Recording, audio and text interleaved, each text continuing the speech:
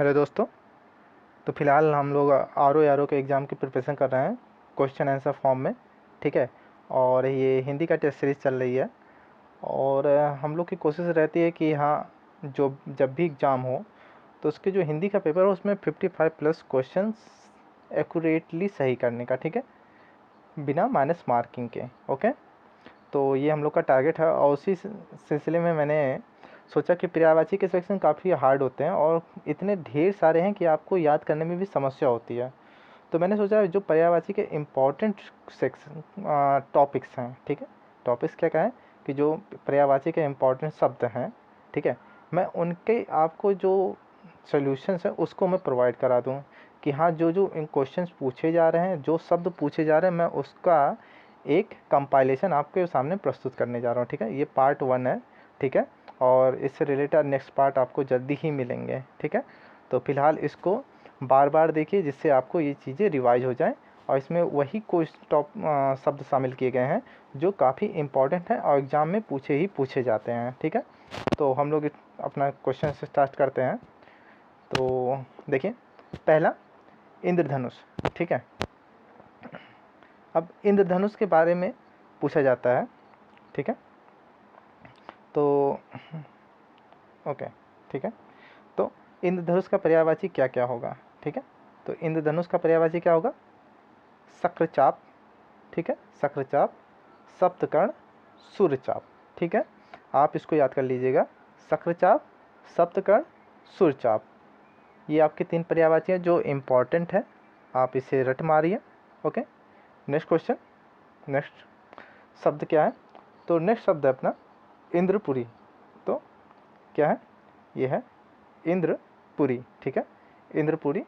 ठीक है, तो इंद्रपुरी में क्या होगा आपका? एक याद कर लीजिए अमरावती और एक सुरपुर। ठीक है, ये 2 सिर्फ याद करिए इस पे कि हाँ, इंद्रपुरी में आपका अमरावती और सुरपुर भी कहा जाता है। अब इशारा, इशारा के लिए कौन कौन से पर्यायवाची हैं? तो इशारा को आप शयन भी कहते हैं, निर्देश भी कहते हैं और संकेत भी कहते हैं। तो ये इशारा के मिलते जुलते शब्द हैं। ठीक है, जिनका अर्थ समान है। ओके, इशारा, शयन, निर्देश, संकेत। फिर फोर्थ शब्द क्या है अपना? इनकार। ठीक है, अब इनकार के लिए एक शब्द याद रखिएगा, प्रत्याख्यान। ठीक है, प्रत्याख्यान, ये आपका इक्वल टू इनकार होता है। ठीक है, मना करना होता है। तो प्रत्याख्यान आप बोले, आपको याद हो जाएगा। अब ईश्वर का पर्यायवाची कौन कौन से हैं?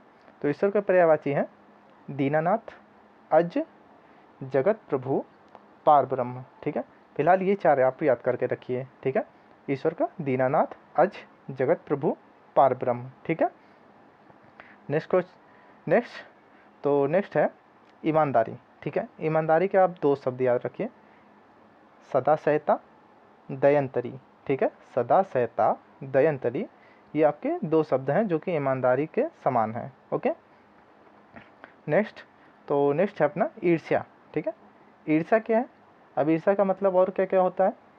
तो ईर्ष्या, मत्सर, डाह, स्पर्धा, द्वेष। ठीक है, ये जो द्वेष है कुछ इस प्रकार रहेगा।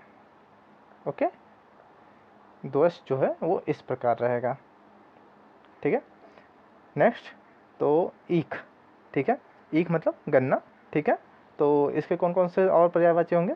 तो होगा रसाल, रसाल हो जाएगा, पैड़ी हो जाएगा, रसद हो जाएगा, ऊख हो जाएगा। ठीक है, पैड़ी, रसद, ऊख, रसाल। ठीक है, तो नेक्स्ट अपना देखते हैं। तो नेक्स्ट स्लाइड में उत्पत्ति। तो उत्पत्ति का एक शब्द याद रखिएगा, आविर्भाव। ठीक है, आविर्भाव का भी मतलब उत्पत्ति से ही होता है। ठीक है, नेक्स्ट, तो ये है उत्कंठा। तो उत्कंठा का और क्या पर्यायवाची होंगे? तो आतुरता और चाव।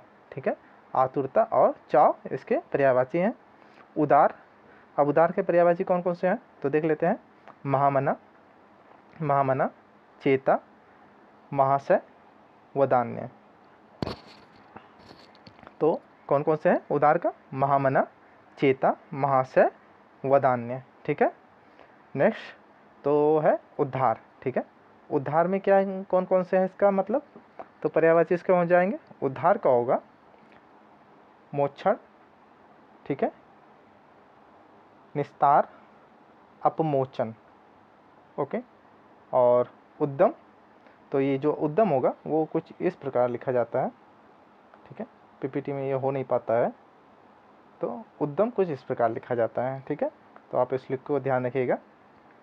तो उद्यम का होता है परिश्रम, पुरुषार्थ, अध्यवसाय, ठीक है। ये एथिक्स का टॉपिक है, अध्यवसाय। और उपवास, ठीक है। उपवास का क्या क्या पर्यायवाची होगा? तो उपवास का दो याद रखिए, फाका, लंघन, ठीक है। इन दोनों का अर्थ ही उपवास से होता है, फाका, लंघन, ओके, लंघन। और उपयोगी का पर्यायवाची क्या होगा? तो उपयोगी का पर्यायवाची होगा कारामद, इष्टकर, उपादेय। कारामद, इष्टकर, उपादेय, ये उपयोगी के पर्यायवाची होंगे। नेक्स्ट जो है वो है ओछा। अब ओछा शब्द का अर्थ क्या होता है? एक होता है क्षुद्र और दूसरा होता है हल्का, ठीक है। ये दोनों शब्द आप याद रखिए। नेक्स्ट चलते हैं, तो अपना शब्द है ओझल, ठीक है।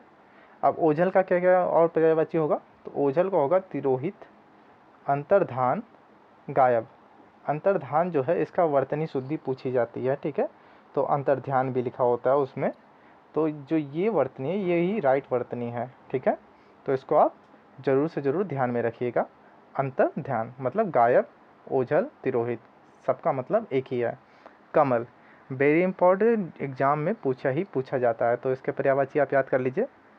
सतपत्र, ठीक है, सतपत्र, सरसिज, सतदल, उत्पल, कुवलय, पद्म, नलिन, अम्भोज, अम्बुज, वारिज, कोकनद, पयोज, ठीक है। तो ये कमल के पर्यायवाची होंगे, ठीक है। तो कमल के ये पर्यायवाची हुए, आप जरूर इसको एक बार रिपीट कर लीजिएगा। तो नेक्स्ट शब्द अपना कल्पवृक्ष। तो कल्पवृक्ष का मतलब क्या होता है? सुरतरु, सुरतरु, सुरतरु, हरिचंदन, मंदार, ठीक है। सुरतरु, हरिचंदन, मंदार, ये कल्पवृक्ष के पर्यायवाची हैं। और कौन से हैं? पारिजात, कल्पसाल, कल्पद्रुम। जो साल और द्रुम शब्द है और तरु, ठीक है, ये वृक्ष के पर्यायवाची होते हैं, ओके, ये वृक्ष के पर्यायवाची होते हैं। बाकी इसमें कल्प जुड़ के कल्प वृक्ष का पर्यायवाची बन जा रहा है, ओके।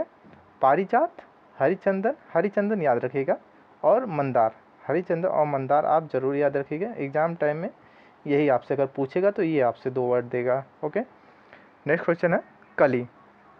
अब कली का क्या कौन सा पर्यायवाची होता है? तो कली का पर्यायवाची होता है जालक, मुकुल, जालक, मुकुल, ताम्रपल्लो, कोरक। अब इसमें से इम्पोर्टेंट कौन सा है? तो कली के लिए बस एक याद रखिएगा या 2। एक ताम्रपल्लो याद रख लीजिएगा, ठीक है, ताम्रपल्लो काफ़ी इंपॉर्टेंट है, और एक जालक। जालक नहीं याद रखेंगे तब भी चलेगा, लेकिन ताम्रपल्लो आपको याद ही रखना है कि हाँ ये कली का पर्यायवाची होता है। हाथ का पर्यायवाची क्या होता है? कर, महसूल, पाड़ी, ठीक है, कर, महसूल, पाड़ी, हस्त, ये हाथ के पर्यायवाची हैं। और 2 और पर्यायवाची हैं, तो ये कौन से हैं? कबूतर, ठीक है। अब कबूतर का पर्यायवाची कौन कौन सा है? हरित, रक्तलोचन, पारावृत, हरित, रक्तलोचन, पारावृत, परेवा, ये कबूतर के पर्यायवाची हैं, ठीक है। अभी ये कामदेव का मैंने पूरा पर्यायवाची नहीं लिखा है, तो इसको मैं अभी नहीं बताऊंगा, ठीक है। आप कमेंट बॉक्स में मुझे बताइएगा कि चंद्रहास, ओके, चंद्रहास किसका पर्यायवाची है? ये मैंने अभी आपको पढ़ाया नहीं है, लेकिन मैं देखना चाहता हूँ कि आपकी नॉलेज अभी कहाँ तक पहुँची है, तो आप बताइएगा मुझे चंद्रहास किसका पर्यायवाची है।